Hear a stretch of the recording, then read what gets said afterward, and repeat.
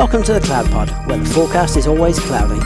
We talk weekly about all things AWS, GCP, and Azure. We are your hosts, Justin, Jonathan, Ryan, and Peter. You can't protect what you don't know you have. Not only your cloud services and workloads, but more importantly, what your data is and where it's stored. Without visibility into your data inventory, you have a blind spot that can quickly result in costly data breaches and privacy violations. Data stores in the cloud can be spun up and down on demand, making them difficult to track and manage. Nobody wants to be surprised by hidden risks. So listen later in the show to learn how OpenRaven can help you discover, visualize, and track your cloud data assets in real time. good evening, Jonathan, Peter, and Ryan. How are you doing this week? Good. Hey, Justin. It is week 2 of reInvent. The announcements keep coming very quickly. Even during the live show recording last week, 3 announcements dropped. People were asking us to chat. We're going to talk about this. It just dropped. Like, no, we're not going to talk about that.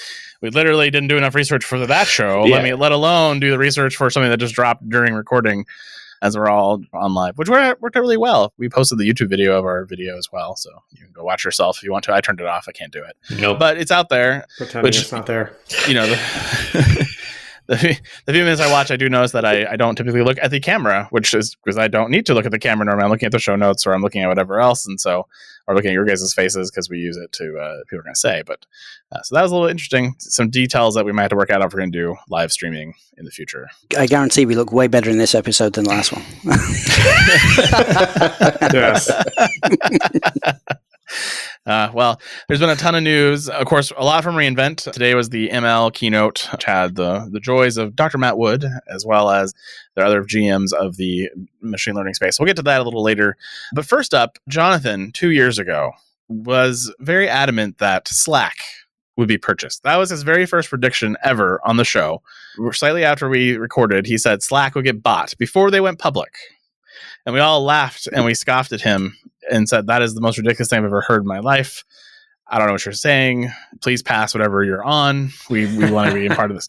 But 2 years later, he's been redeemed. And he's been redeemed by Salesforce, who has agreed to buy Slack for $27.7 billion. That is a huge exit. This Isn't it pretty close to their IPO price? No. It's like double their IPO price. Oh, really? I thought their IPO price was like $8.5 billion, wasn't it? Was it 8? Or maybe 10. It was a lot, but this is a big premium over their IPO. Well, that's good for them. It's great for Slack in many ways, but some people are saying maybe this is because Teams is a bigger threat than they've acknowledged in the past, and that they're not getting the market adoption as they want to. They didn't have the COVID bump that people expected they would have beyond Q2. And so really, at the end of the day, is this really kind of their way of exiting gracefully without becoming kind of a laughingstock of IPOs, unicorn IPOs, which might be another side of it too. But then, of course, Salesforce is the buyer. Salesforce is not known for their communications technology in particular. They had a very large social enterprise play a few years ago called Chatter, which is kind of like that social enterprise where you could go into an opportunity in Salesforce and you could write notes and kind of have this social stream around it. I assume that's going to die now and be replaced by Slack, but Slack is really still an isolated product. It's not integrated into anything like that. So I'd be curious to see what happens with that long term with Salesforce and what they do with Slack. The acquisition closes here. Hopefully we'll find out later this year. So I am hoping to keep free workspaces because the Cloud Pod is still out there. We're chatting with people. Yeah. We've gained some new people this week with reInvent and all of our stuff going on for reInvent marketing. So definitely come join us on the Cloud Pod Slack until it gets killed. Then we'll pivot to Discord. Discord, stand up our own IRC server, just go back in time. IRC. Yeah. Yeah, join now while supplies last. You thought I was crazy for thinking they were going to acquire 2 years ago. If I'd said they were going to be acquired for $27.7 billion, I'd be hospitalized by now. Yeah.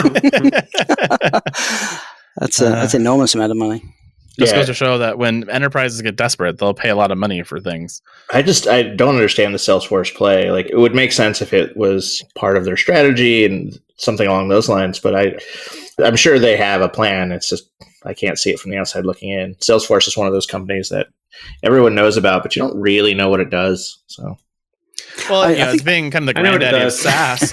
I know what it does too, but it's kind of the granddaddy application of SaaS. One of the things, a good friend of mine, he tells me all the time, he feels like Salesforce is super legacy at this point. That they being the first to market, being kind of what they were, they kind of really got a lot of momentum, and they've ridden that momentum for a long time. But fundamentally, the product has not changed much since they originally launched. It's still the same kind of UI paradigms, kind of the same visual style.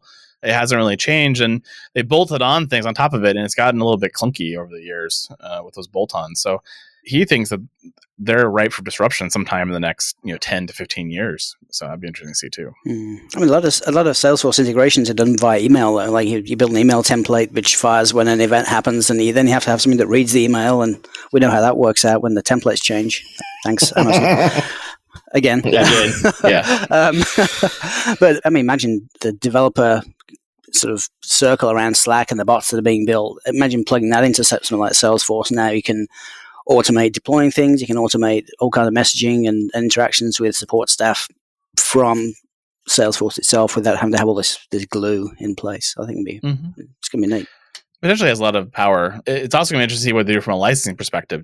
If you're a Salesforce customer, do you get a Slack team for free? Do you get access to Slack enterprise features as part of your Salesforce subscription? That's still to be determined. But that's an interesting way to compete with Microsoft, who really does not have a predominant play in CRM. And they have Dynamics, but it's definitely not the market leading CRM product by any stretch. I haven't heard that name for like a number of years now, probably more than 10.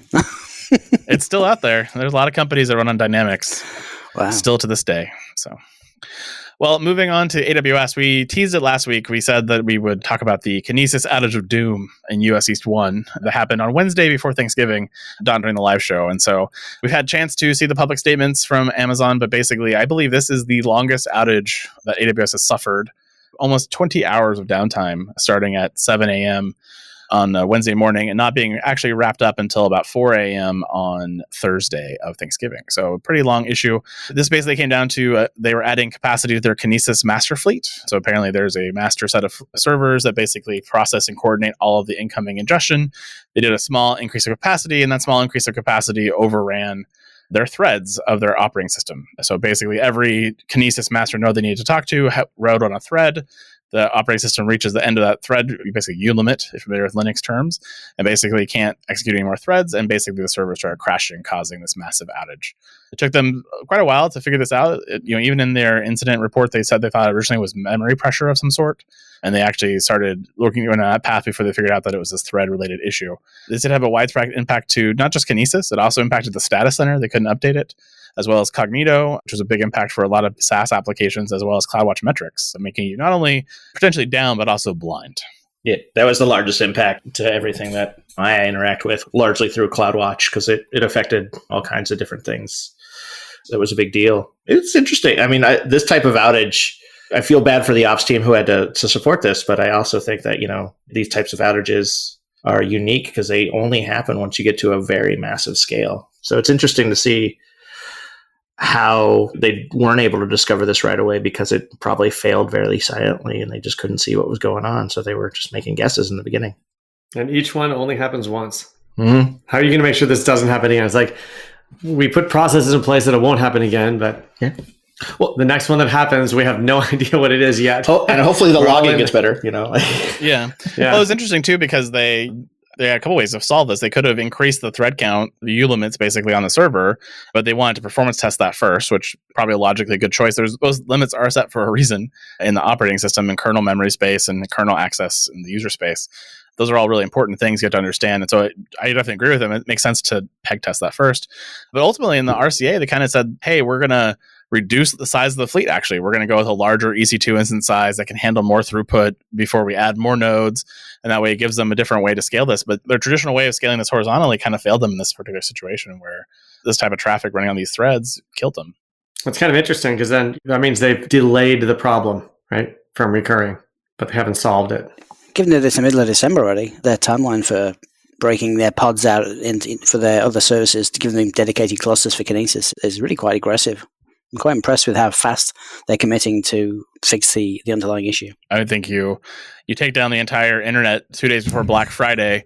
There's a lot of executive pressure on getting that fixed, so that does not happen again. So I'm not surprised to see those very aggressive times. They do have a couple of things that don't wrap up until end of January, but those are a little bit more complicated. And they talked about bringing some of the sharding concepts they have in S3 and other places to some of these services in East. So I think Amazon is kind of going through a transition where they are making these more federated applications, much more fault tolerant in some ways, but these things bite them and it hurts. And it was interesting to see those who had good DR BCP practices, their impact was relatively low, if not at all, versus the companies who are still stuck on Heroku and US East 1, who are still single region years later and still down in these type of scenarios. And so, we really start asking the question of, do you invest in multi-region as a strategy? And is it worth the cost to your business? And go to this outage and say, hey, we were down potentially for as much as 17, 18 hours of degradation. Was that okay to the business? And if the answer is no, then you have your answer. You should invest in DR in the right way. I think one of the other problems is that when we talk about disasters happening and having to fail out on the region, we always assume that the whole region is going to be down. But in this case, it was very selective. There were some services available, some services not. So if you had an application that uses 10 different services, would you have failed over automatically or would you not? I mean, I think we need to think about failing over services at the service level to other regions, not just failing over an entire deployment. Yep. And it takes a different level of complexity, but it is part of cloud native. It's something you have to think through. I think being able to fail a whole application is better than not failing over at all. So yeah, for sure. Either way, even when you can't fail over, it's a reminder of why it's kind of nice to be on the managed cloud provider, because when that happened, it wasn't me who had to be up all night figuring that problem out on Thanksgiving. That's really funny. It was Amazon. It's funny you should mention that because we chatted in the Slack room about famous outages, in our experience, and Thanksgiving is a few years ago was one that we experienced thanks to Lambda and Route 53 and some other things like that. But I feel like I may have cursed them somehow into suffering an outage themselves over Thanksgiving. So I'm just waiting now for a trusted advisor for an operating system. A trusted advisor can report on all the Amazon limits, the cloud limits for services. Find me one that reports on the operating system limits, all the EU limits, all the everything. Wouldn't that be great? All the everything. That would be awesome. Yeah. It's interesting too, the just overall venom that's out there on the internet about, people blaming this. Oh, Amazon was getting ready to launch something for reInvent and took us down right before Thanksgiving. And I don't actually think that's the case whatsoever. But a lot of people have that impression that Amazon has big outages before Thanksgiving because of reInvent. I actually think that it's the opposite problem. I think they're doing a lot of scaling up in preparation for Black Friday, Cyber Monday, and that is where the capacity issues are coming into play for them, or these weird edge cases like a thread connection thing. They probably added that capacity thinking, oh, that's going to be a 20% capacity buffer we need for Black Friday, not knowing it's going to cause this threading issue at the other end of the day, not because they're releasing some new Kinesis feature for reInvent. I just don't think that's the case. I think the reInvent features actually get shipped months ago and they're just dark, sitting there waiting. They're in beta, alpha testing, etc. There's no way you'd roll out that much change the week before Black Friday or months from now. Yeah. Well, and a large portion of the announcements are coming in the next year, and it's just the announcement. It's not necessarily a feature rollout at that time. Sometimes it is, but to me, this is definitely a capacity for Black Friday. There's no doubt.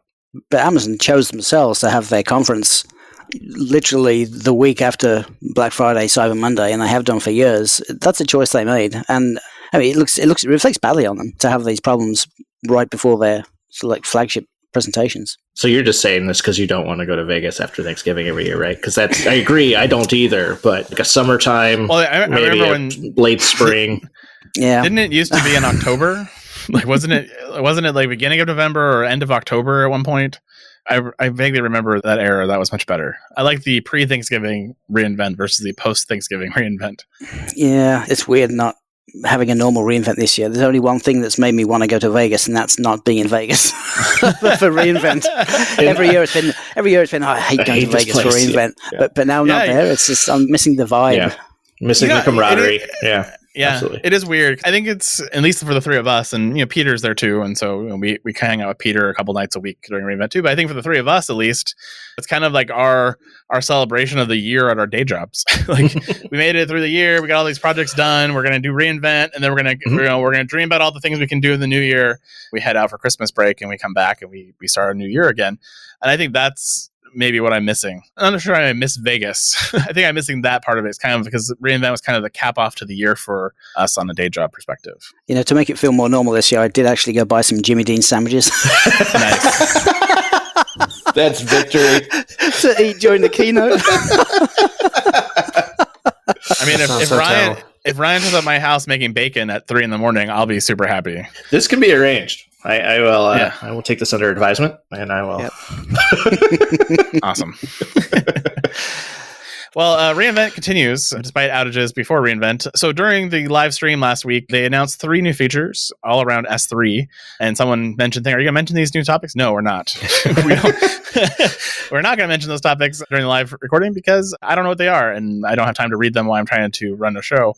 But the first one up was Amazon S3 has strong read after write consistency.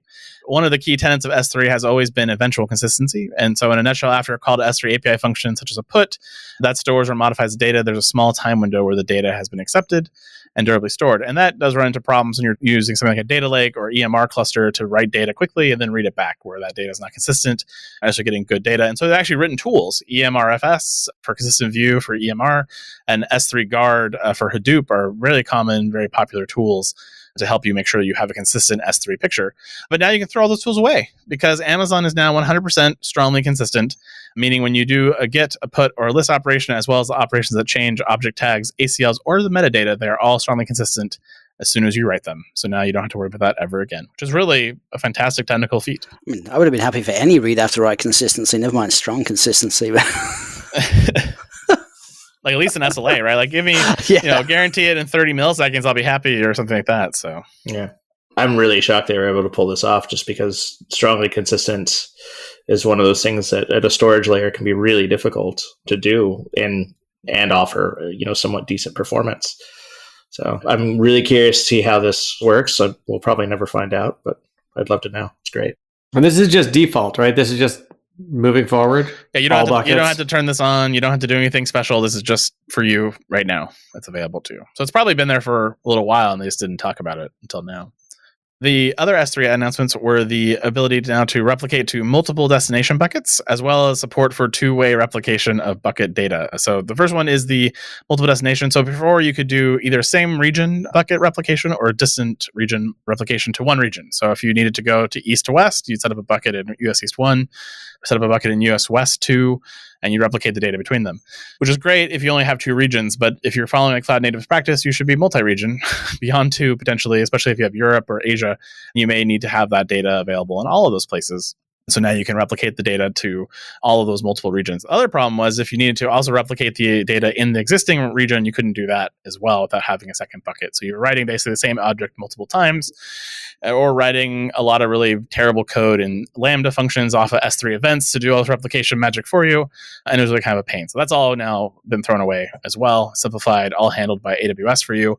You can now have an object be written to US East 1, have it automatically written to another bucket in US East 1, as well as to a bucket in US West 2 or to Asia or Europe, wherever you want it to be, which is really fantastic. And I'm happy about that feature alone. And then you add two-way replication, and now you can create a completely distributed object storage that's completely replicated around the globe. And you can also probably get some really good looping conditions if you're not careful. So be careful with that setting. But really nice to be able to actually see the data now. I can have an object store in US that replicates to Asia, that replicates to Europe. And when those changes are made in those countries, that replicates across the globe without me having to do anything special there, which is really nice. I'm super excited about two-way replication. We've been trying to write stuff that would do that, and it would always bite us. What we wrote to make that happen. Yeah, and there's so many use cases for that. Yeah, it's never quite good enough to get that replication in timely fashion. I was all about to just be annoyed at this just because I have written the crazy Lambda Rube Goldberg machine to make this happen so many times. I was going to leave all my existing automation in place, not replace it, even though they're offering this great solution, just because I've already done it. And then they got me with the metrics, the ability to measure and see the replication latency, and all of the metrics that they've populated as part of this release is really a powerful thing, which is enough to make me like, oh no, I'm gonna get rid of all of this and use the native solution. It's great. Next, strongly consistent reads across regions. Ooh. That's tough. That's getting into physics. If they can make that work, they can start competing with Cloud Spanner. So. I mean, at least if they regulate metadata first, you know that the object, there's a new version of an object in another region. If you make a request for an object in a region that it's not there yet, then you forward the request onto the bucket in the region that does have the data. So it's possible. Oh, it's definitely possible. It's just it's 20 milliseconds coast to coast. And so, what's your performance? Wormhole. Yeah. Wormhole. My answer is put it there sooner before you need it. Says the guy who predicted Simple Slack 2 wormhole years in service. advance. Well, He's already living in the quantum world. He's like, the object exists or doesn't exist. I can't really say until... That's it. Quantum entanglement. There you go. Instantly transferred. That's the secret to all success. Yes. It's not consistency? Apparently not, because Jonathan missed his cue to talk about it. I said something different instead. But we have a show title based on your quote of the key to success is consistency. We even highlighted it in the show note, put your name on it, and then you never mentioned it. I know. But it's funnier that way. Do Google Docs support blinky text, HTML tags? Ryan just dying in the background as I'm going on to the next topic was really great. So if you heard Ryan snickering in the background, it's because he was trying to hold his I was really trying. I was just wondering how long you're going to wait before you moved on to the next topic. Just like my tweet earlier, how long before you honk at somebody at the green light? Yeah, exactly. Did you see my response to that? I did. I didn't know how to respond though. You still have the green light waiting. Or how long do you wait? I hung preemptively when I see the other light turn yellow. Nice. Nice. Hey everyone, Jonathan here. I just wanted to take a minute to thank the cloud consulting gurus at Foghorn for helping make the Cloud Pod possible. These folks truly get it. Cloud consulting experts since 2008, they are premier tier partners with AWS, Google Cloud Platform Silver, and Microsoft Azure partners. From multi-cloud to containers to moving full production workloads to the cloud under the tightest compliance, Foghorn's team of full-stack cloud engineers have been there, done that, gotten the t-shirt, and are ready to share their experience with you. If you're in the market for some talent to supplement your team, visit www.fogops.io/thecloudpod. www.fogops.io/thecloudpod. Foghorn, the promise of cloud delivered.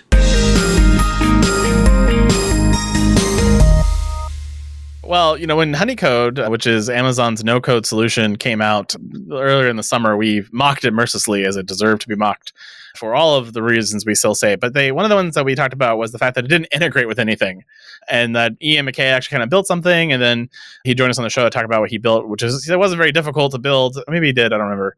If it was difficult, Ian, sorry. So then today they announced this integrating Amazon Honeycode with popular SaaS applications, AWS services, and more. And they can now integrate your existing workflows and data sources with SaaS apps. And then in the article, they mentioned with tools like Zapier or Amazon AppFlow, which means that they don't even trust Amazon AppFlow yet either. Take that into consideration when using AppFlow for all of your purposes. Zapier, though, is a great alternative choice. And actually, I think one of the things I said during the announcement that I wish it just integrated with Zapier because AppFlow did not exist at that particular time. There is no additional cost to integrate these other than the cost for Zapier if you have a subscription with them, or your Amazon AppFlow costs for this. This is all available to you in Honeycode, which, I've really seen a lot about Honeycode. I thought they'd get a lot more features this week at reInvent, and it's really been kind of quiet. So I think it was a race to just get on the no-code movement, right? Like the release of it seemed rushed because it didn't seem like a very usable product when it came out. It's finally usable now, which is good. So yeah, I think of all the things that they need to be in a race to get into, no code is not the one I would have picked for Amazon. Mm-hmm. I feel their lack of Office Suite software is kind of a bit of a hold the back. They considering don't Office lack and Office Google. Suite software. It's just terrible and no one uses it. Well, they have email and they have Work Docs, which is like Dropbox, but they don't have Excel or Word or any of that kind of stuff. But I agree with you; those products are also awful. But you were saying about a threat area, because how many customers they started as Office 365 customers, now they ended up as Azure customers. And then the same thing, I'm a Google Suite customer. I'm getting all kinds of notifications saying, check out this BigQuery thing, check out this other SaaS capability, which is all coming from their cloud. And it's all gateway on-ramp stuff right to their cloud that they just don't have at Amazon. So if I were to be in the race to get something, I would probably make those products better and maybe add to them. That's just my take. Apparently, Ian did get a Christmas gift. Well, he has to wait till 2022, but he's getting a region in Melbourne, Australia, so he doesn't have to do DR to Singapore anymore. And so AWS is bringing their new region to Melbourne, Australia in 2022, and it will have 3 AZs, and will be the second region in Australia and the 9th overall in the Asia-Pacific region. They did announce that this will be a 100% renewable energy data center by 2025 as part of the goal to reach net zero carbon. And as part of this, they're funding 2 renewable energy projects, which will generate 165 megawatts of capacity and ability to generate 392,000 megawatt hours per year of power. So those are going to be very big data centers with a lot of renewable energy needs. Yeah, I love that Google kind of started this trend with their announcements and deploying new regions, but the impact to the environment and the climate of these things it's a big deal. And so it's nice that they're coupling this with at least moves towards, renewable energy and being carbon neutral. It's great. I mean, Amazon's definitely gotten some flack for carbon neutral because they've made a pledge and they haven't really updated much about their pledge since they did it. So it'd be good to see them continuing down this path. But 2025 is not that far away if you're not already starting on these projects. And then if you're a batch customer and you have been using EC2 batch processing and spot instances for EC2, you have a new option, which is the ability to use Fargate as your compute engine for your batch computing jobs. This does support both Fargate, basically normal Fargate, and then as well as the spot instance version of Fargate, allowing you a fully serverless option for computing engine for containers that eliminates the need to provision and manage your own servers. But AWS will manage their servers for you on your behalf in this particular case. That's a little weird bend on serverless, in my opinion. Well, batch is a weird service to begin with, right? Like rolling it out, use it one of the applications I managed today, and it was a little weird. It's like, oh no, but you have to stand up a container cluster in order to use it. Like, but I thought that it was a batch service that managed the transactions for you. So it seems like they should have really orchestrated this under the hood for you when it was released, but that's what they're doing. Better late than never. Yeah. That's what they're doing. Yeah. Just getting to it now. Yeah. I'm sorry about the batch thing. Yeah. Yeah. Jerk. I actually thought they'd supported Fargate already. I thought we'd looked at Fargate, but maybe not. No, That's weird. We're running a full cluster for that guy. Yay. No, you don't have to. Save some money. I already put a feature request in our Slack room. Very nice. Well, then, of course, yesterday, what day is it? It's Tuesday. So yesterday was the machine learning keynote. We did not talk about Trainium, mostly because I don't like saying it. They have a new chip that was mentioned in Andy's keynote. Did not talk about it last week because there was not a lot of details yet. But the Trainium chip is basically a new ARM-based processor using the Habana Gaudi-based Amazon EC2 instances, built specifically for machine learning training, powered by Intel's new Habana Gaudi processors, which is weird. I don't understand this article. Amazon claims Trainium will offer the most teraflops of any ML instance in the cloud and will be available in the second half of 2021 as an EC2 instance and in Sagemaker. So that is important to know for the rest of these announcements because they all leverage Trainium in some horrible way. In some of the part of the press release, they mentioned Trainium support. So be aware there's a new chip coming second half of 2021. It may or may not be ARM because I'm not confused by the Intel part, but maybe that's my misunderstanding of this article. So I apologize if that's wrong. You can correct me in the Slack room or via Twitter. So other than that, they talked about a whole bunch of other stuff that I did not understand because, again, we're not the podcast for machine learning and AI. It was never more obvious to me than me during that keynote, just not really, just things going right over my head. Yeah. There are really great keynote or podcasts out there that talk about nothing but machine learning and AI, and I highly recommend you check those out. But do come back for the other news. We're going to try our best through this, and you can laugh at us as we go. Yeah. The first one is they announced a data lake verticalized version for health, or they're calling Health Lake. Very creative. Amazon Health Lake stores, transforms, and analyzes health data in the cloud. Of course, healthcare orgs collect vast amounts of patient information every day, x-rays, family histories, clinical observations, metrics, etc. And they use all this data to compile a complete picture of a patient's health information in order to provide a better healthcare service. The Amazon Health Lake is a fully managed HIPAA-eligible service now in preview that allows healthcare and life science customers to aggregate their health information from different silos and formats to a centralized AWS data lake, and it leverages machine learning models to normalize health data and automatically understand and extract meaningful medical information from the data so all this information can be easily searched. All available to you now, a specialized health data lake, which is kind of nice for people who need that. I mean, I yearn for the days where machine learning is not this extra thing that we have to tout, because it is going to be something that's so ubiquitous in every technology. It's just going to be in everything. It already is in so many things that we don't even think about. I was sort of laughing as I was watching the ML keynote because I just kept just Sagemaker ML, Fargate ML, Aurora ML. I'm like, you're just adding ML to everything. Yeah. It's not a new product. Yeah. There are a lot of feature enhancements that aren't really feature enhancements, or they're integrated under the covers. It doesn't make any sense. Yeah. I mean, I understand that machine learning is important. It's going to underpin a lot of these services in a lot of ways. But as a practitioner and as a DevOps kind of background person, I enjoy understanding a little bit about it, but I don't care enough about the keynote. So it's unfortunate. I do think with health data specifically, it's going to, and it already has, power a lot of really advancements to patients themselves, just as far as keeping track of patient data across different providers and different systems. Something I've been very wary of in the past, but now that it's sort of more prevalent in my day-to-day, I'm like, this is nice. I like this very much. I don't have to fill in information. I don't have to fill in forms. Yeah. Now that I don't like to go to the doctor anymore because of COVID, I am really enjoying telemedicine, which I tried before. I was like, this is a nice hokey thing, but now it's like, this is awesome. So only go to the doctor through telemedicine. Why go in person? There've been some really good wins for healthcare around ML, though, like things like the ability to diagnose Parkinson's disease over the phone, just listening to the variations in people's voice as the disease progresses, things like that. Just technology which you couldn't even have imagined 15 years ago. Yeah.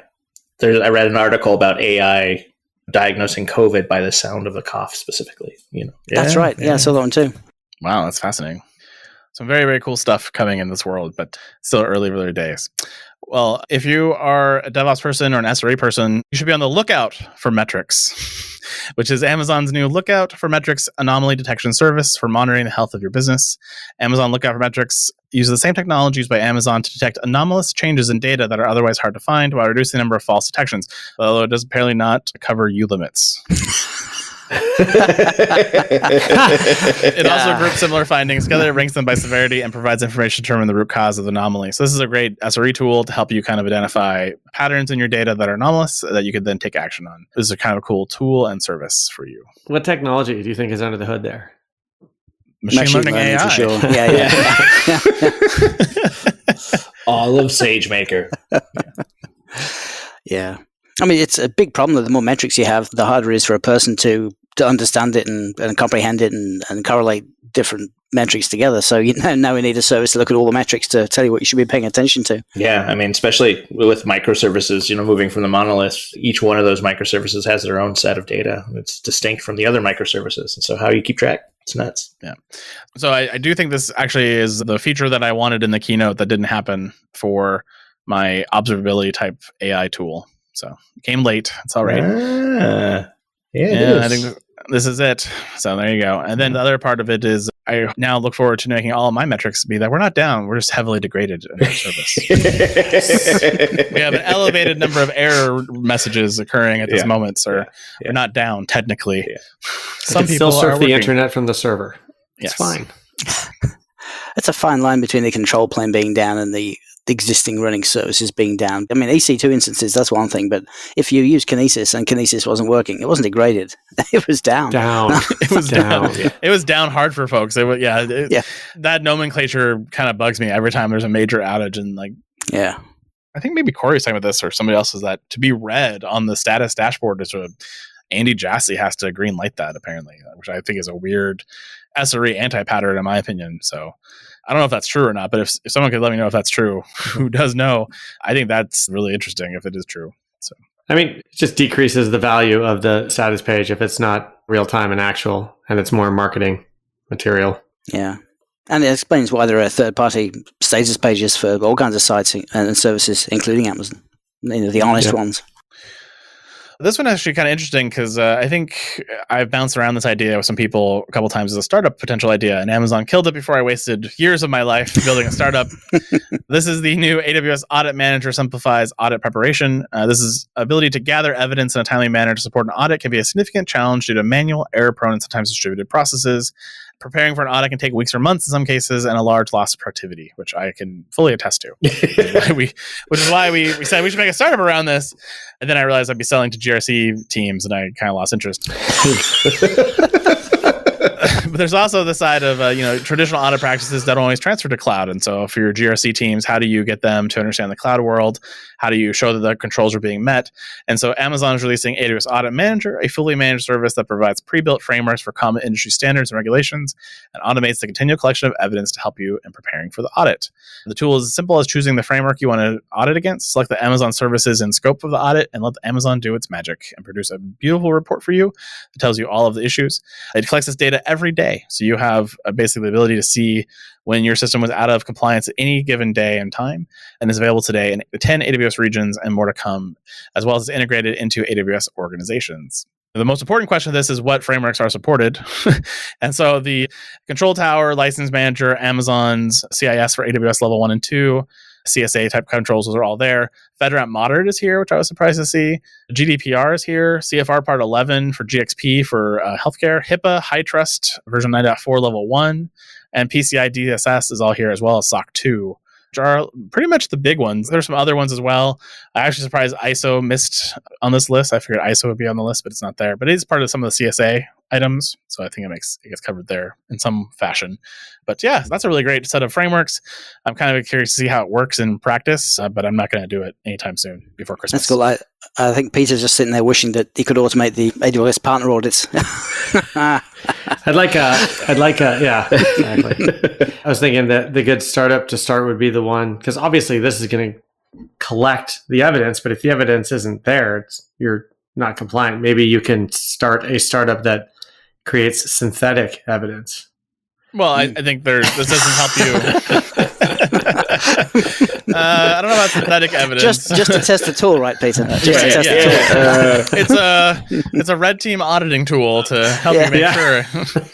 Well, there's a lot of money in auditing. There's a lot of money in auditing. And if you're collecting data every day automatically now, and you don't need people dedicated to the task, then you can be auditing yourself every day. You don't need somebody to come in and do this for you. You could put a lot of people out of the business, and that wouldn't be out of line with what Amazon does with other services. But well, I wouldn't be surprised to see these tools also become part of the requirements. Like, why wouldn't Ernst & Young say, if you're an Amazon shop, you need to be using the audit manager for these frameworks? Like, it may become part of the job or a way to get a discount on some of those third-party attestations that you need to get, which could be interesting in the future as well. But if you did a startup in the space, you really have to cover on-prem, which is the big hairy beast. And then you have to cover the cloud providers, or at least give you APIs. And they combine all that together into one magical dashboard of doom. You can see the near future of the audit is, if you're on Amazon, your dashboard has to be green. You don't even have to pay a third-party audit company anymore. Well, and you still need a third party because that's how these attestations work. But they can come in and they can look at it and say, here's 365 days worth of audits. You had one day where you're out of compliance. What did you do on that day? You can show that proof. You're done. Like, it's a super quick audit at that point. And that's why I'm saying maybe you get a discount if you're an Ernst & Young customer or somebody else who comes in and says, you're using the audit framework, show us your 365 review. We'll sign off on that and we're good to go. Yeah, think how much more valuable those audit results are if you prove that every single day that you're in compliance and not just the day the auditor showed up. Yeah. Not to mention, auditors don't check everything. No, they do a spot check. They ask questions and you answer them, right? I mean, and then they ask for evidence. If you're allowed to answer them, Like, I'm sorry, I'm not allowed to speak to you. Yeah.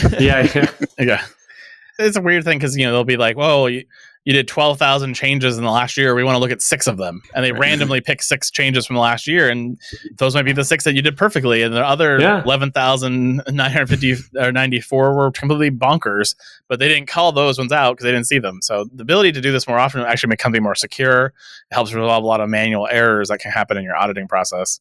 I think it's cool. I'm excited to see what it can do. I haven't played with it yet, but I'm looking forward to it after the new year. Yeah, maybe the audit training that Amazon are doing now for auditors and compliance teams will also help teach the auditors to tell people to use this tool. Yeah, step 1, look at the dashboard. Step 2, if it's green, pass them. Yeah, exactly. It was a little interesting that they just announced that training, and then all of a sudden this tool comes out. Right. It's like, oh yeah, that makes sense. We're going to teach you how to use this tool to validate your audit as one of your practices. So it's good. And then the next section of this keynote for ML was all about Sagemaker. Sagemaker got a lot of friends. The first one was Sagemaker Edge Manager, which is a simplified way to operate machine learning models on edge devices, which I didn't know people wanted to do, but apparently they do. Well, they do. I mean, think about the data, the volume of data that gets put into training the models. It takes millions of hours of compute time. It's very expensive. The Teslas and the Zooxes and the Waymos of the world, they spend so much money on compute to train the models. But when you actually build the models, they have to run consumer hardware in a car or on a phone or something else. And you really need to put a lot of effort into pruning those things down. There's been a lot of research recently in how to optimize using the models once they've been built versus sort of the building side. It's a hard problem to begin with. It should be easy at the end. And look, one of the things that they do is to look at the least important weights in these neural networks, and they prune them out, and they say, well, how much does it affect the outcome? Does it affect it significantly? No, chop it out. Like the surgeon's favorite motto, when in doubt, cut it out.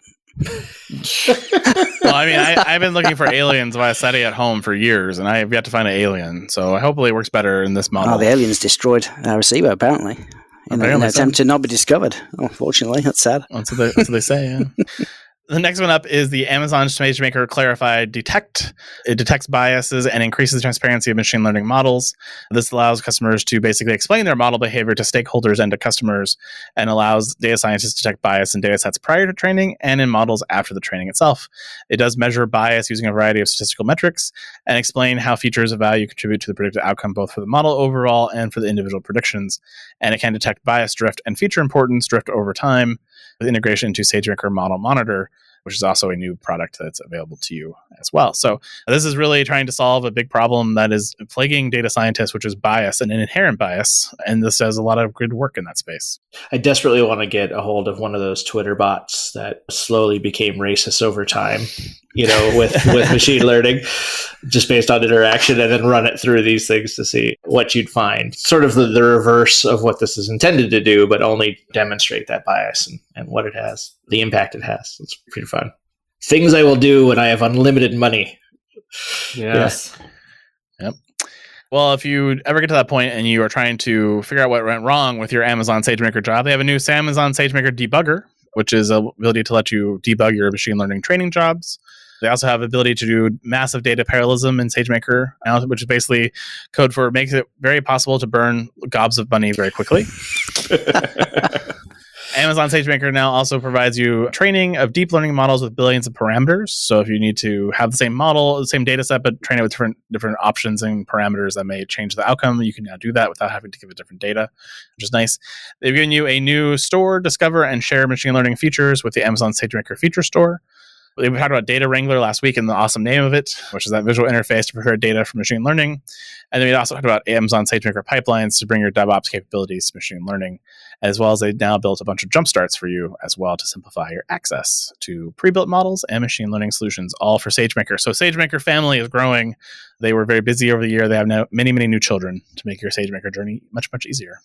I'd love to hear from somebody who uses GCP's machine learning services and to find out whether what Amazon have now is, has parity with what GCP do. Because GCP have always been the leader in AI and machine learning. I mean, have Amazon caught up now? Let me know. I did hear that SageMaker was a pretty big step in the right direction for improving the story of machine learning and AI for AWS. And that was kind of a big deal that Google didn't really have a good answer for beyond BigQuery's console. But, I do think Google's got a bunch of tools in the space, and I just don't know them well enough.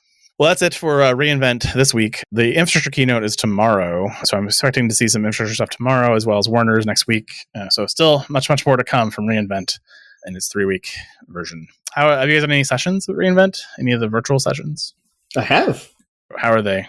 Yeah, no, finding the sessions a little easier to attend, and I think that might just be the logistics. Like the logistics in a typical reInvent of being in the right casino at the right time and then standing in line, usually prevent me from seeing as many as I want to. And so this is a little easier. It's a little bit more difficult on the flip side is that I've not dedicated sort of my time to sessions. And so I find myself wanting to go to sessions and then I can't because I have a work meeting or kids need IT support for their school and sort of that kind of thing. So it's got its pros and cons, but I do find that they're a little shorter, they're a little bit more bite size, and maybe because they're not really recorded live, they're not done live. Maybe there's some editing, and so that might be a little bit faster paced, which is kind of nice. So I like it.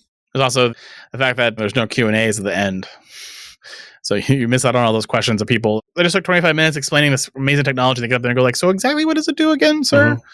Yeah, you don't have that. So. Well, that's a little bit of a detriment because those Q&A sessions, when they started doing the Chalk Talks, those are some of my Talks are great. Those are my favorite sessions, and it's basically just Q&A. Well, now that Amazon's gone hybrid, maybe they can make their conference go hybrid too, and then they can give you the best of both worlds. I'm at the Wynn, and I'm not going to make it to the Bellagio, so maybe I could just live stream it on my iPad here in the lobby. That'd be great. I wouldn't mind that option. It seems super simple, right? On conference Wi-Fi. Well, the conference Wi-Fi is problematic on its own. But the fact of the matter is that they have a ton of media streaming capabilities they've been releasing this year, all of the media convert and the live stuff. So they have the technology. They even own it, which makes it interesting. So hopefully. I was going to say, I just want to mention that Amazon is still running game days, even though they're virtual. Yes, they are.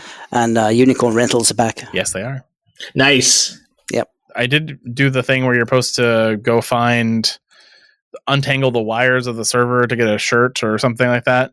I did do that. I don't think I ever got an email about my shirt though. Then I saw someone else say that you get a hoodie through the trivia. Like I don't know where the trivia is. So like there's these secret rooms I don't know. Well, it's usually the first night, right? Trivia. I mean, yeah, at reInvent there's a trivia event, but like they're saying like you can just do trivia anytime on this one thing, and I haven't found it yet. So, but yeah, it's good to get out there and kind of do some of the fun stuff too. They tried to mix it up with some fun and some learning and some game day stuff, which is great. There's also the security jam too, if you want to do security jam again. Yeah, I keep meaning to try to figure out if I can, because I know I missed the session time of the security jam and it's first come, first serve, but is it just on demand? It's like, I keep meaning to go look that up and I haven't done it. All right, enough reInvent. Yeah. Off to Google. So this is Google. We're catching up on Google all the way back to Thanksgiving week because we did skip them last week because reInvent took all the oxygen out of the room. So first up is Google has acquired Actifio. Actifio. I don't know. They are a backup and disaster. They are a backup and disaster recovery provider. This will offer customers the opportunity to protect virtual copies of their data in native format, manage these copies throughout their entire lifecycle, and use these copies for scenarios like development and test. Actifio helps customers increase business availability by simplifying and accelerating backup and DR at scale across cloud, native, and hybrid. Automate backup and protect a variety of workloads, including enterprise databases like SQL Server and SAP.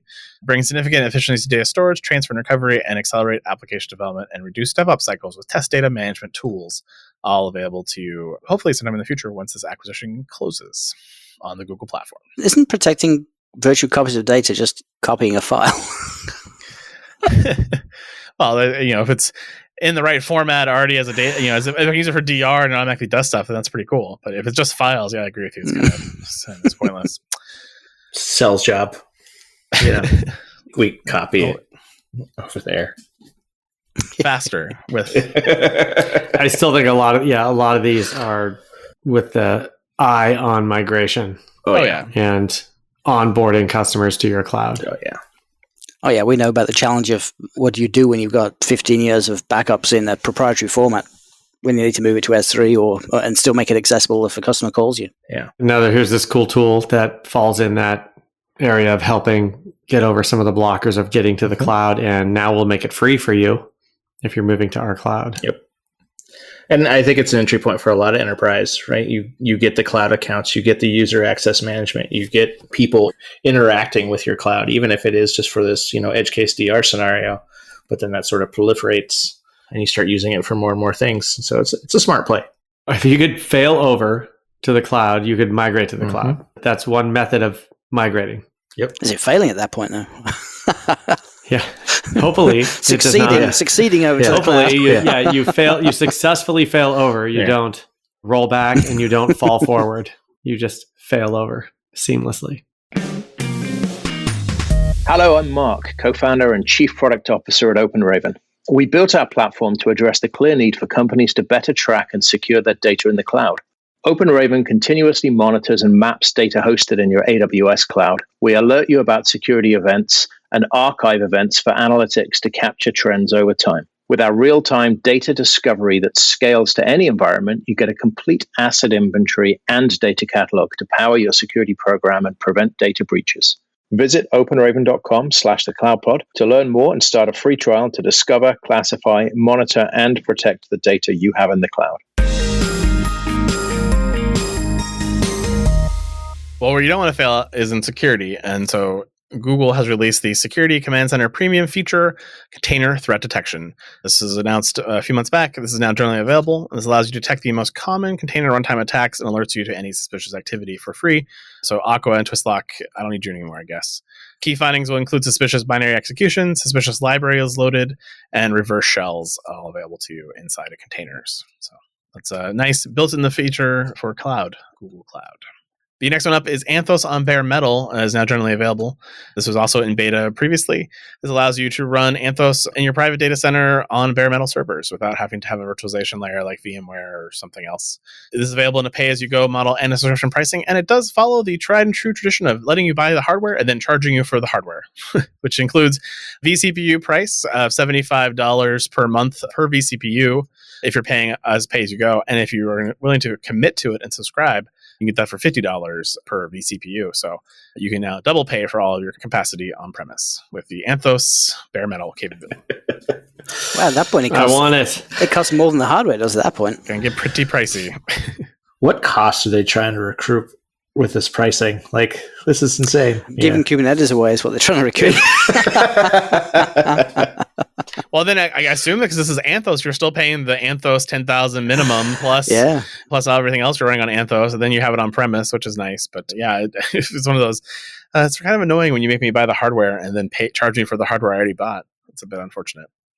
Introducing .NET for Google Cloud Functions is now available with .NET Core 3.1, which is a free cross-platform and open source platform for Windows, Mac, and Linux. The .NET runtime also supports Visual Basic and F# code. And that's all I can say about that, because I don't know anything more about this topic. All right. Well, next up is moving on for .NET, because it sent our hosts out the door. So Forrester has released a new native security wave for infrastructure as a service, and Google is a leader in the quadrant with a strong current offering in the new native security Forrester wave for native security. AWS is also a leader in the quadrant, but less capable apparently on their current offerings, but their strategy is apparently stronger, which is a little weird. Maybe Forrester got some inside baseball knowledge about what their future strategy is, because their current strategy is not very security focused, which is why I agree with them. I think Google is in the lead on this. Microsoft and IBM are in the strong performers band. Microsoft actually has quite a bit there and a lot more advanced threat protection and endpoint stuff. So I actually think they're a little bit higher up, in my opinion, but that's just me. They have to protect Windows servers, though, so they have to be.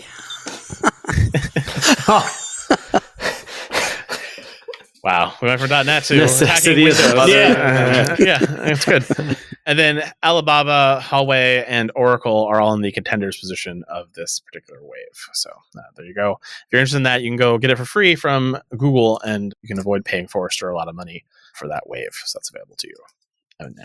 I think the joke's on all of us, and those dots are randomly placed just to mess with us. Sure they are. I'm sure there's a tried and true methodology that they use to how they calculate those dots. And if you read the article, it would tell you the methodology they're using, and then you could argue about it.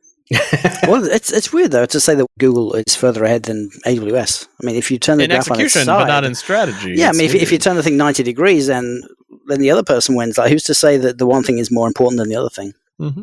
Well, typically in enterprise world, you only care about who has the most customers, because you want to be like the Joneses and follow them into the abyss of Oracle. That's how that works. You want the slideware, right? So that you can announce to the rest of your customer base, your stakeholders, to the rest of your company, like, we chose the thing that's in front. Yeah. Well, and that's where the old adage, you never got fired for buying IBM back in the 80s was from, that mentality.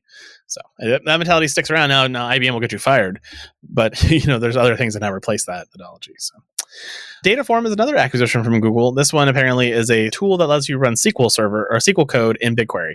So they leverage BigQuery's innovative architecture, allowing for practically unlimited scale to enable analysts and engineers to manage all their data processes within BigQuery. And the combo means you can leverage software development best practices to find, document, test, and deploy data transformations using SQL executed within BigQuery. And this is now available free for all customers of BigQuery, which is, I guess, nice if you want to write SQL for NoSQL solutions. There you go. I do. It's like the language that'll never go away. I mean, there was all this discussion about, well, when aliens finally come, how will we communicate? We're going to end up communicating with SQL. It does feel the question, though, will be, will they know what star means? Yeah. Select star. And then Google actually has an announcement about a Terraform module, which this becomes a trend. I'm super excited about this. But they basically released a new Terraform module for provisioning load balancers optimized for serverless applications. About a month ago, I think we talked about this particular use case where you can actually set up a load balancer to talk to serverless. And if you read through the blog post that we linked to, it was a very complicated process. Lots of networking dependencies, lots of things you have to set up and do and work through, and not very easy or quick to do. And so this Terraform module lets you complete your load balancing task quickly and easily instead of configuring many, many underlying functions yourself in Terraform. So that's a really nice enhancement.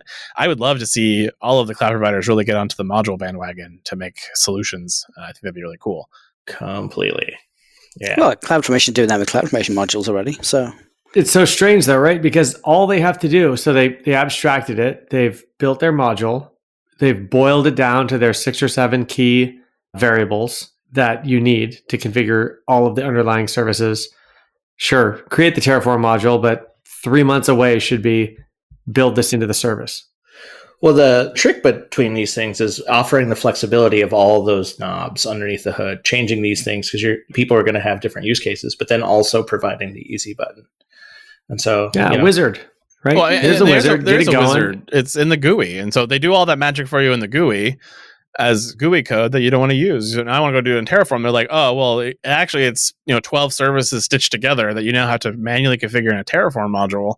And Google doesn't really have a great CloudFormation competitor. So if Terraform becomes kind of their play and that modules are their way to do that, I'm okay with that. Yeah, and they've totally backed Terraform. Terraform is their play.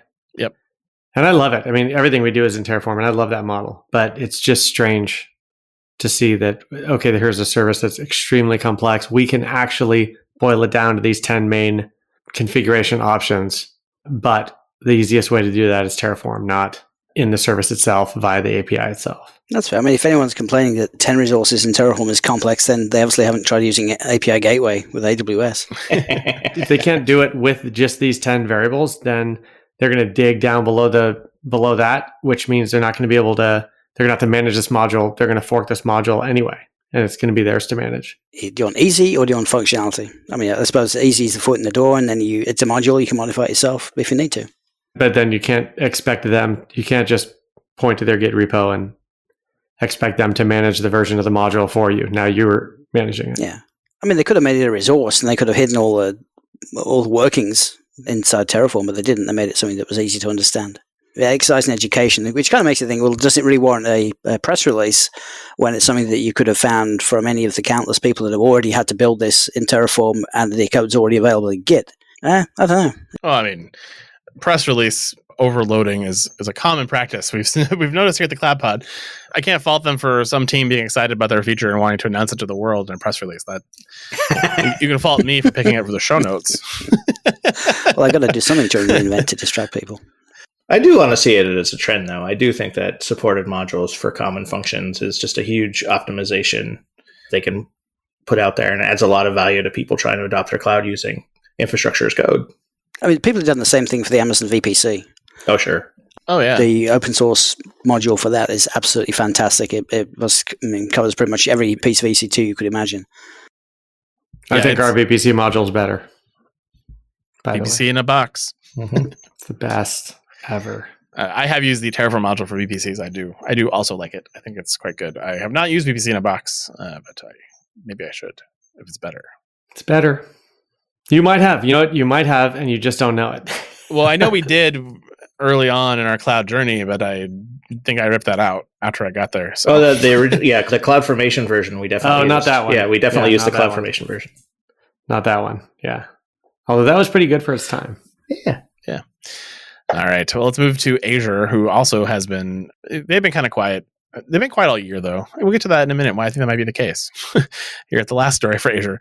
So first up is they also are building new regions. The first one is a new region in Sweden, which they are saying will be apparently the most sustainable data center they've ever built, because they're going to have a partnership with Vattenfall to provide a 24/7 matching carbon neutral solution, which that doesn't mean your data center is sustainable just because you're paying for it to be sustainable.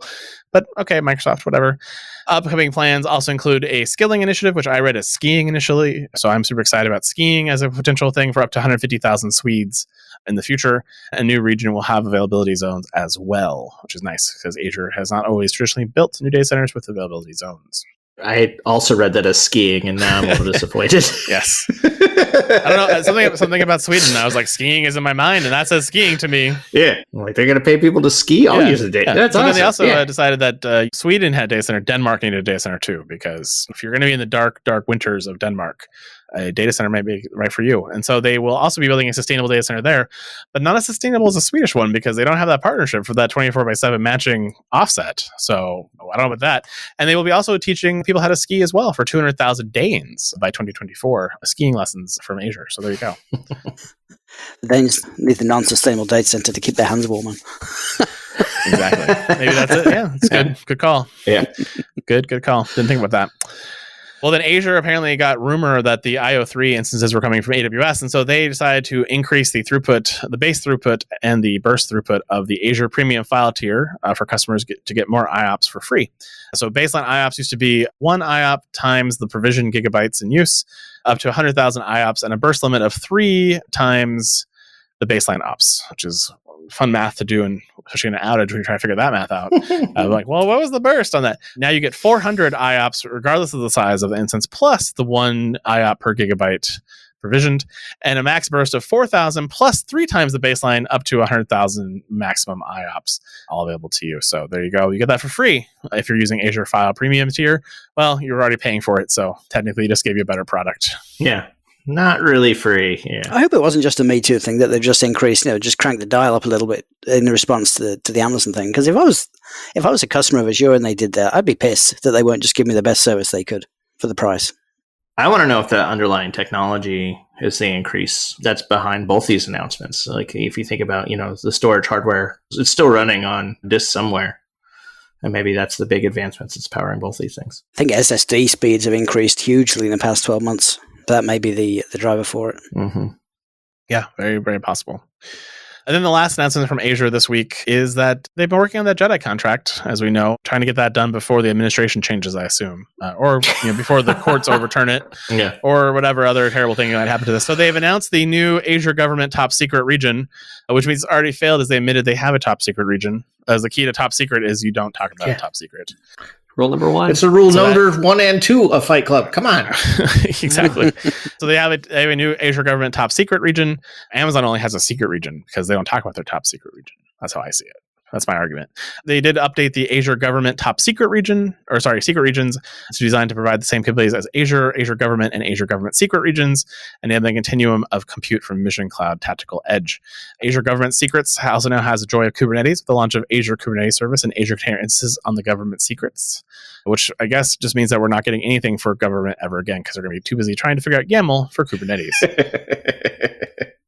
And then the government region got additional availability zones, as apparently they needed more room for all that Jedi workload coming on board. Though I don't think that fits in the government. I think that's in the secret or the top secret, but what do I know? And then they also now support Windows virtual desktops in Azure government with FedRAMP high accreditation. So you can now get your workstations virtually in the Azure cloud. And then they also are now making available to you the Azure Stack Edge and the modular data centers for the tactical edge for combat, I guess, which if this is Google, they'd be rioting in the streets. Mm-hmm. For tactical reasons, my cloud products being used, that's terrible. But apparently Microsoft's okay with that. And so they have made available to you the rugged servers and the modular data centers, all available to you in war zones for your Azure near the war. That's what you need. So there you go. And that is it. Windows Virtual Desktops is interesting, especially secure Windows Virtual Desktops, because I understand how that could protect data, but now you have to protect the client which connects to the virtual desktop in a different way.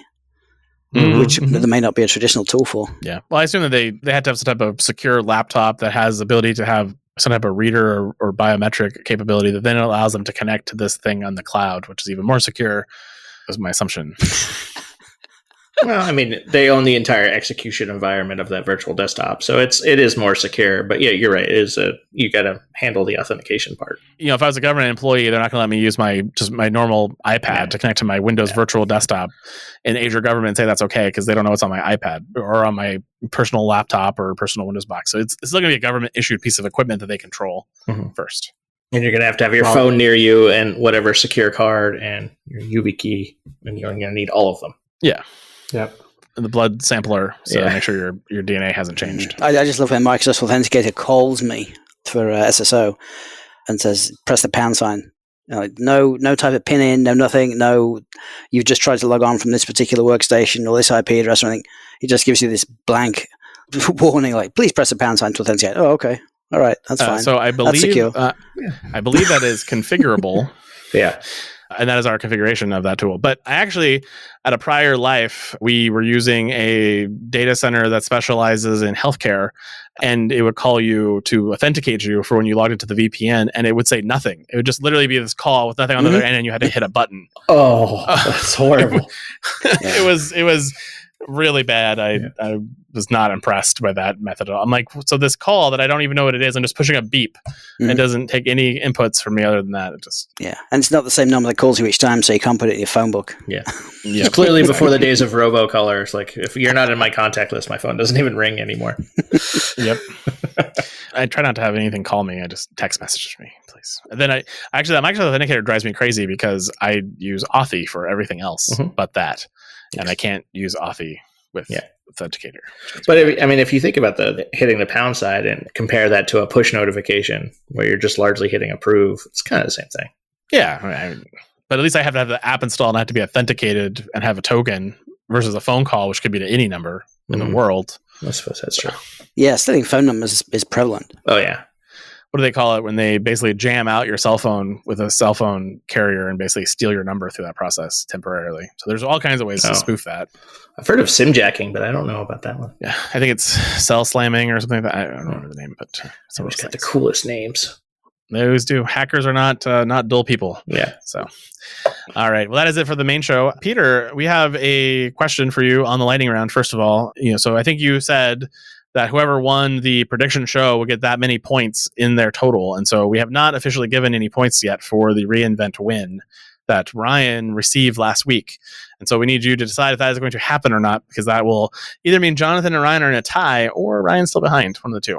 Follow-up question, do you have PayPal or Venmo or any of those other devices?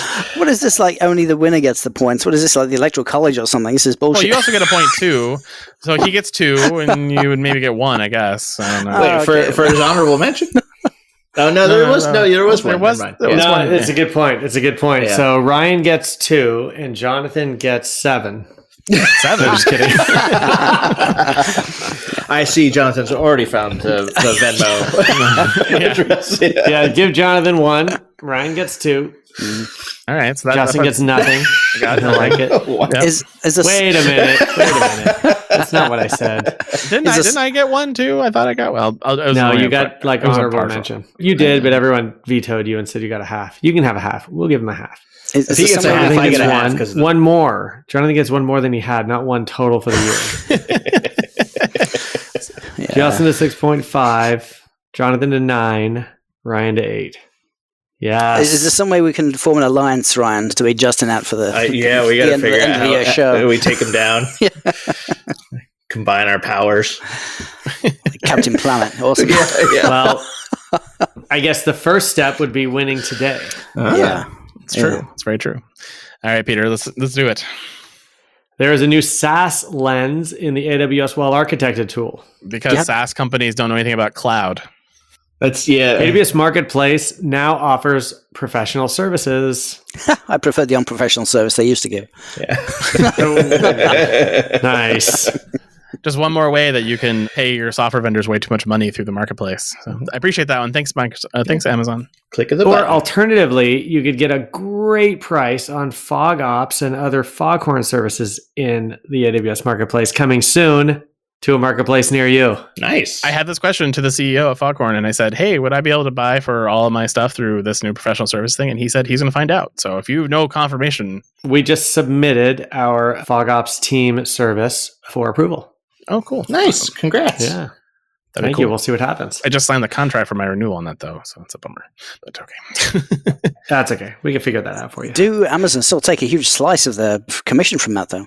No comment. Based on non-disclosure agreements that I may or may not have. Right next to the statement of whether or not we do or do not have a top secret SRE group. Yeah. Moving on, we have... But really, one more important question. Does spend in the marketplace still count towards our EDP? It depends on your EDP agreement, but it does in most agreements today. It depends on your contractual negotiations. No, that could be useful. That's good to know. What do you think about managed entitlements in AWS License Manager that streamline license tracking and distribution for customers and ISVs? I mean, what did it do before? I mean, isn't that the whole point of tracking licenses to know where they're entitled and what servers are using it? I mean, Amazon. Managing entitlements. Millennials love it. Mm-hmm. Yeah. There's nothing more exciting. Can I just call the winner now? I love ripping on millennials. Okay. Introducing AWS SaaS Factory Insights Hub. So you can use that lens to now get insights into your factory and hub thing. I don't get it. I mean, I mean, I don't know why they didn't That just was call this Migration Factory for SaaS. I don't know why they had to get more complicated than that. Oh my goodness. Introducing, how about this one? The new AWS Travel and Hospitality Competency. So this is just a lot of people moving their Oracle hospitality services to AWS. Got it. So what I thought this was everyone so sick of being in their house. They're like, no, I should get a travel competency so that when I can leave my house, I will know how to do this. And then I read the details of it. And it's like, so I can manage virtual travel experiences?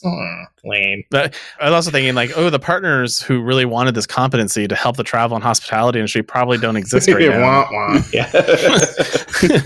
They wanted this last reinvent. Yeah, for sure the buyers of it are having a tough time. So, okay, introducing AWS SaaS Boost. What do you think about this one? Well, it's obviously better because it's a boost on the previous SaaS thing. It's boosted? Thing. Yeah. It's a boosted factory that's well architected. That's perfect. All I want is like a button, like the old desktops where you had the turbo button. That's all this needs. It's a button. SaaS Boost. All I can think for boosting SaaS is AWS now with high heels. Nice. So the minute you said it that way, I was thinking about stealing the SaaS, like boosting it, like, yeah. They're just stealing our SaaS. They have a whole service for stealing our Boost. AWS ISV Accelerate is a co-sell program for AWS partners. Oh, great. Now I can get attacked by all of Snowflake's sales reps through not only them calling me directly and Amazon. Fantastic.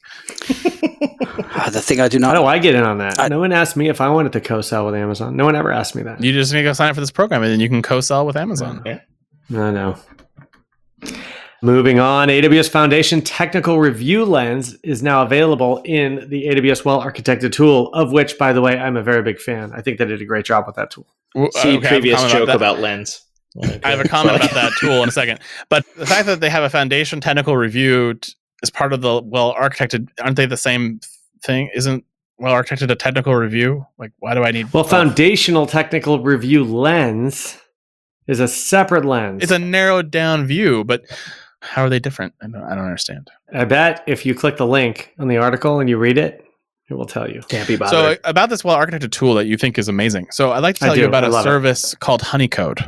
It's a no-code solution that allows you to create a form that you can check boxes on. Check.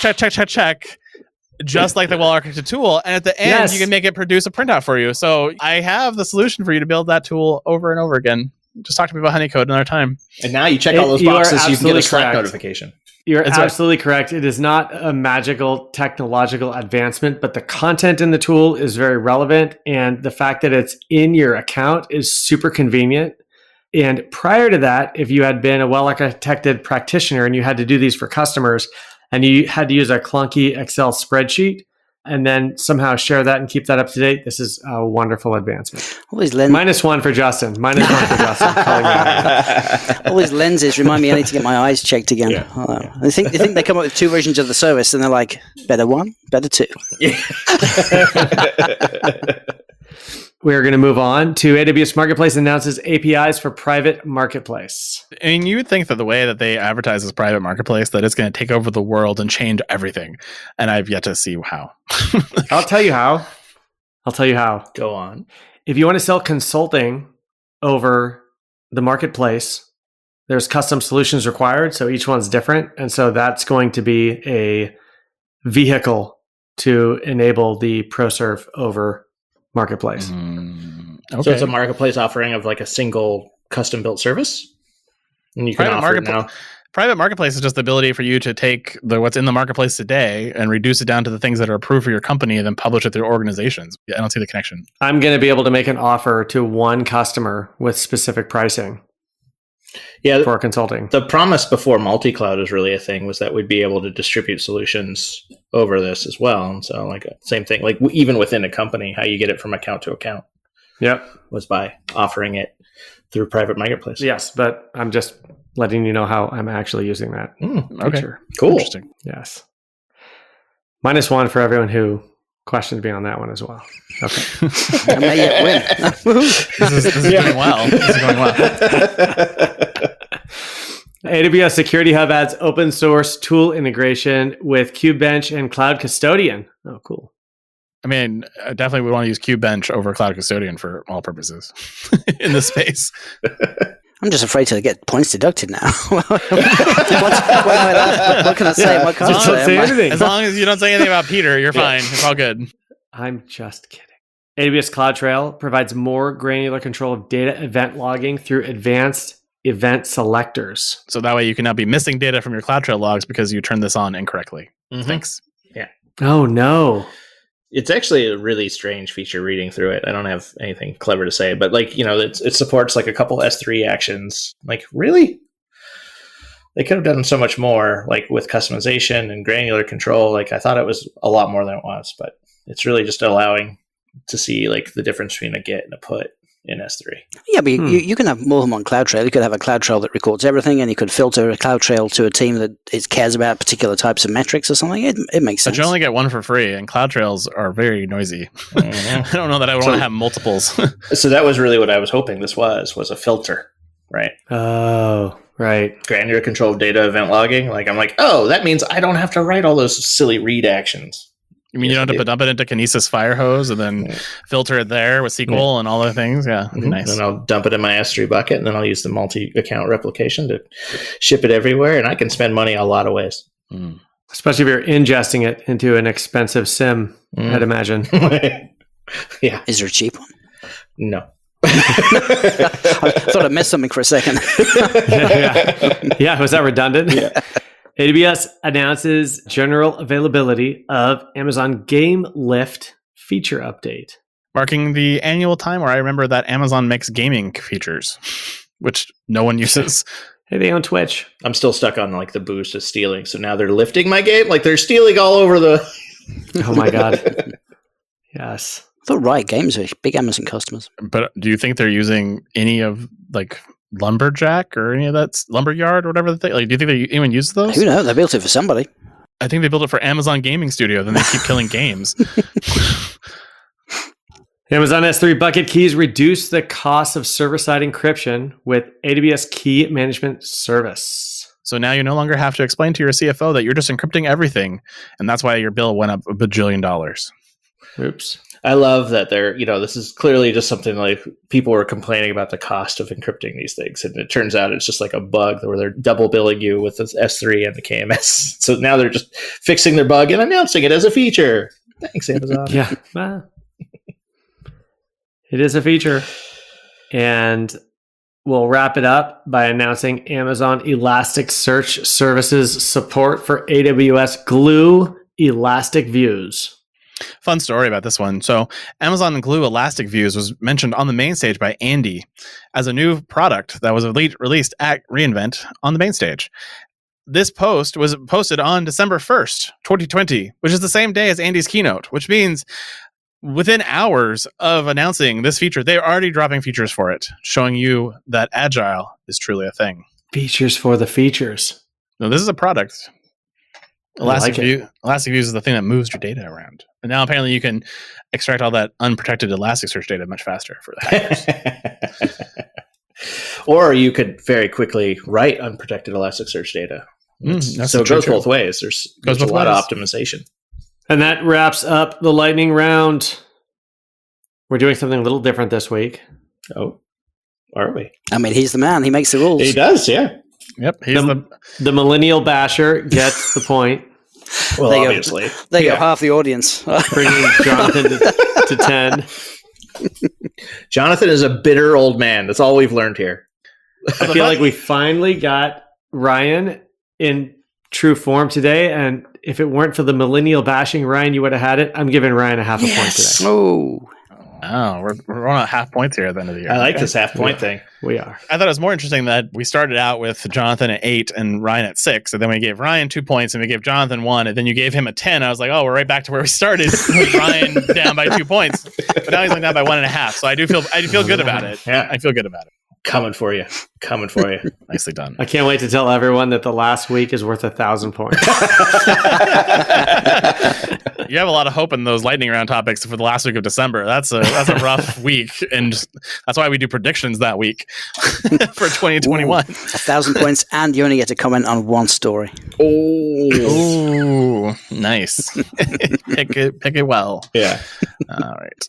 Well, that is another fantastic week here in the cloud. Sorry, this is a little bit long episode, but that's what happens in reInvent weeks. We get a lot of topics, so enjoy, and we'll see you next week here at the Cloud Pod. Goodbye, everybody. Good night. See ya. And that is the Week in Cloud. We'd like to thank our sponsor, Foghorn Consulting. Subscribe on iTunes or wherever you get your podcasts and tweet us your feedback at #TheCloudPod. Or join our Slack channel, go to our website, thecloudpod.net for sign-up instructions.